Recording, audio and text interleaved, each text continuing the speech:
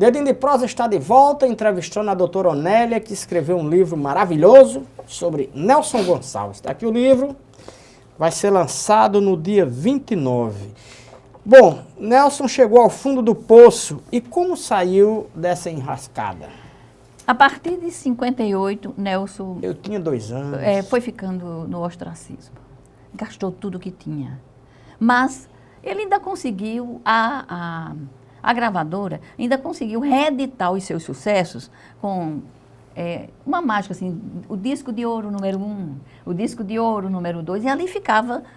os caça-níqueis. Os caça-níqueis, quer dizer, divulgando as músicas, mas sob a forma de disco de ouro, não é? Mas aí ele ficou nessa fase total, e quando na década já de 70, você veja como demorou, né? 8 anos nesse sofrimento, não é? Demorou muito. Até quase final de 60. Aí veio a fase do tratamento, da recuperação. Na década de 70, ele voltou a cantar, né? E então ele começou a cantar músicas diferentes, músicas mais modernas, cortou o cabelo, botou o cabelo de franjinha. Então, essa primeira investida de retorno de Nelson não teve muito sucesso. Então, a gravadora se reuniu e disse, o que está acontecendo? Aí, um dos produtores falou e disse, olha, eu acho que o público está com saudade do velho Nelson. Do Nelson verdadeiro, do verdadeiro, né? Nelson. Essas músicas não vão emplacar com Nelson Gonçalves.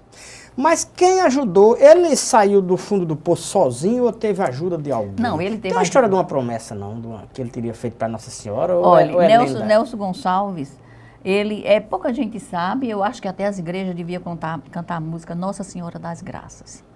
Porque ele só entrava em palco quando ele rezava para a Santa.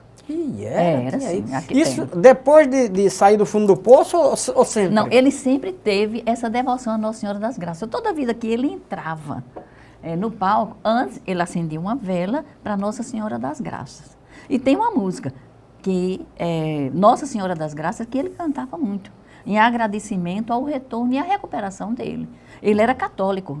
E tinha essa devoção, que é Nossa Senhora das Graças, eu andei jogada às traças, só você me salvou.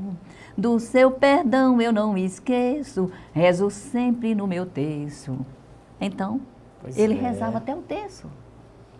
E dizia que rezava o terço, porque foi a Nossa Senhora que ensinou isso a ele. E ele recuperou. E recuperou. Sim, aí veio essa fase do Nelson moderno, não foi bem aceito. E daí para frente? Não, mas o Nelson moderno, ele emplacou novamente porque ele começou a cantar as músicas que todo mundo gostava. E ele fez mais ainda, o que nenhum cantor fez. Nelson gravou com muitos contemporâneos, mas ele escolhia as músicas que ia gravar. Ele fez duetos. É tanto que ele tem o long play, eu e eles, eu e elas, nós, Nelson e convidados. Então, quase todos os cantores do Brasil cantaram com Nelson. E incrível, eu acho que Nelson foi um iluminado nessa época. Porque quando ele cantou com esses duetos, quando alguém cantava e depois Nelson entrava, então a gente via a diferença de músicas. Grande. Era um massacre, viu? Foi assim, a prova cabal de que ele era o maior cantor do Brasil. Porque ele cantou com quase todos. Com Caetano, né? É verdade, com todo mundo. Quase todos. Então aqui tem a relação. E tem esses long plays e tem todas essas músicas que ele gravou. E gravou também com Fafá de Belém, com Elba Ramalho. Né? A droga não afetou a voz dele, não? Não afetou. Aí, graças a Deus, né? Senão a conversa quer dizer, afetou o físico, a saúde, mas não a voz. Ele gravou quantos discos? Olha, há ainda você leu-me muito, ainda tem que se pesquisar para saber a verdadeira estatística de Nelson. Uns dizem que foi 121, outros dizem que foi 128, outros dizem que foram 90 e tanto. Mas mais de 100 discos ele gravou. Isso também se a gente contar os acetados, os compactos simples, os compactos duplos, os long plays e a reedição dos seus long plays e a participação de Nelson em outros long plays com outras pessoas, onde tem a voz dele. Quem era o maior concorrente de Nelson Gonçalves? Ou que pelo menos pretendia ser? Quando ele começou, tinha Carlos Galhardo, e Orlando Silva no auge, não é? Então, estava no topo mesmo, Orlando Silva. Mas o que ele mais admirava, né? A senhora ouvindo os dois, a senhora acha que Nelson era maior do que Orlando Silva? Muito mais. Porque só quem tinha o gravíssimo era ele, ninguém mais. Ninguém mais tinha. Ninguém mais tinha. E o tom de voz também, porque Orlando Silva era meio rouco. Né? Ele não tinha o poderio da voz de Nelson. E prêmios? Dizem que ele tinha um prêmio, só ganhou ele e olha aqui, Elvis tá vendo isso aqui? Tô vendo. Tá vendo esse gramofone? Tô vendo, sim. Aqui ao lado desse gramofone tem um selo, que é um cachorrinho. Né? Esse cachorrinho é chamado o Prêmio Nipper. Sabe quem, o único que tinha recebido isso? Não. Elvis Presley, Elvis depois Presley, ele. né? Mas somente dois artistas ganharam esse prêmio. Elvis Presley e Nelson Gonçalves. Esse prêmio era por vendagem de disco? Era vendagem de disco, era. Aceitação popular. A senhora tem um arquivo com coisa de Nelson Gonçalves, fotografias, livro ou não? Tem. É tanto que no... Não tem aquele retrato que seu dizer, marido rasgou, a prova né? cabal de que ele tinha me oferecido o retrato, o marido não deixou. Não deixou. Mas tem um long play para eu comprovar, que é a história que eu conto aqui. Quanto long play dele? Eu tenho muitos, meu filho. Tenho. Agora, eu recentemente, eu cheguei às lágrimas, porque nós fizemos uma mudança. Nós saímos de Tambaú para um novo apartamento, porque no apartamento que a gente morava não cabia a biblioteca, e a gente teve que comprar um apartamento menor, estava dividida. Então, a gente fazia uma pesquisa, um pedaço do livro estava aqui, o outro estava, não dava certo. Compramos um apartamento maior para juntar a biblioteca. E eu tinha feito uma viagem, e a menina que mora comigo há muito tempo resolveu, eu disse, não pegue nas coisas de Neuza, quem vai levar sou eu. Ela resolveu fazer a embalagem. Então, algumas 78 rotações que eu tinha como relíquia, ela juntou na caixa, misturou, quando eu cheguei, digo que era que estava quebrado. Não faço renúncia. Minha nossa. Mas eu chorei. Confesso que chorei. Quando eu olhava para o meu 78 renúncia, mas meu marido já disse que tem um programa aí, não é, que ele se comunica num sebo, não sei o quê, e vai atrás desse renúncia para mim. Sem a renúncia não... Sem renúncia não pode, eu tenho que recuperar o meu renúncia. Fotografias, o que mais a senhora tem? Eu tenho fotografias de Nelson e com Nelson.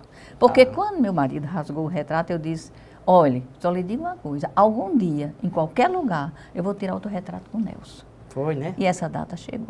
Ela escuta Nelson Gonçalves? Escuta, não vou escutar esse camarada, não. Está me acompanhando, olha aí, dando a maior força do mundo, né? Reconhece a voz e tudo, quer dizer, foi um impulso tolo de mocidade, né? É verdade. É verdade, pronto. E quando o Nelson morreu, como foi que a senhora, qual foi o seu sentimento? Olha, eu tenho vários artigos aqui. A senhora devia estar se preparando já, né? Que eu publiquei no Correio da Paraíba. Foi, né? Num desses artigos, eu falo sobre isso. Eu estava com a dengue terrível. E a televisão deu uma edição extraordinária, eu não sabia. Foi uma morte inesperada? Foi a morte de Nelson Gonçalves. Eu não acreditava. Então, tem esse artigo aqui. O momento em que eu soube da morte de Nelson, o que aconteceu, como o meu espírito se manifestou, o que foi que eu pensei. Você vai ler bem direitinho esse artigo. Você vê como foi. A música que a senhora mais gosta de Nelson Gonçalves? Olha, é claro que é o carro-chefe, A Volta do Boêmio, né? A Volta do Boêmio. Quem é que não gosta da Volta do Boêmio? Todo mundo quer cantar A Volta do Boêmio. Mas tem uma música de Erivelto Martins que eu acho muito bonita. Grande compositor. O Caminhemos. Caminhemos, né? Muito bonito. Uma música linda, linda. Mas ele dizia em vida, Erivelto Martins, ele dizia, olha, eu fiz muitas músicas de letras bonitas para Nelson Gonçalves, mas tem uma que eu considero que a maior interpretação dele, ele colocou nesta minha letra, Atiraste uma Pedra. É muito bonito, que é muito bonito também, mas o que me toca mais é Caminhemos. E qual é a música que Nelson Gonçalves gravou que a senhora disse ele não devia ter gravado essa? Nenhuma. Nenhuma? Nenhuma. Todas são maravilhosas? Todas são maravilhosas. Inclusive, a que ele gravou depois como autorretrato, que é justamente o perfil dele. Não é? É. Eu percebi ainda agora, quando eu falei de Roberto Carlos, que não teve baixo, a senhora disse, não, Nelson A senhora acha Nelson Gonçalves maior do que Roberto Carlos? Em história, trajetória, cantar, a voz ninguém tem dúvida, né? É, eu acho. Acha, né? Acho sim. É fichinha. Ele é um dele, grande né? guerreiro. É, né? É. Olha aqui, eu vou ler isso para você. Leia, por favor. Nelson Gonçalves sempre ritualizava antes de entrar no palco, como uma espécie de oração em que o devoto há de se voltar para a fé, para o alto do céu. Ele dizia em voz alta e firme, o que sempre o fortalecia em seu ofício de cantar. Quer dizer, isso aqui era como um ritual. Toda vida que ele ia entrar no palco, ele dizia, ele falava, meu nome, Antônio Gonçalves Sobral. Era o nome dele. E era de Nelson? Antônio Gonçalves Sobral. E de onde veio o Nelson? Depois passou, por orientação de outra pessoa, amiga dele, que também era da área musical, disse, não, você bote Nelson Gonçalves, fica melhor. Tira o Antônio, o Nelson é mais sonoro. Mas o nome dele era Antônio Gonçalves Sobral. Então ele subiu o palco dizendo isso. Aí dizia, minha arma, minha voz, meu escudo, minha mulher, meu destino, cantar. Eita. Vale Doutora Onélia, por mim eu ficaria aqui 2 horas ou mais, mas infelizmente o tempo esgotou. Eu quero lhe agradecer por essa maravilhosa entrevista. Parabéns pela sua dedicação a resgatar uma história tão bonita como a de Nelson Gonçalves. Muito obrigado. Eu agradeço também, porque a equipe daqui é maravilhosa. Esse ambiente, eu vou dizer uma coisa, dá assim um enlevo muito grande. Você já imaginou Nelson agora cantando uma música aqui no meio da gente? Você acredita que eu aqui nessa mesinha, tendo você ao meu lado e essas pessoas maravilhosas, me dá vontade de volatilizar no espaço etéreo? Né? Pois é. Olha como ele achou graça. Muito obrigado mais uma vez. E o Dedinho de Prosa vai ficando por aqui. Até a próxima.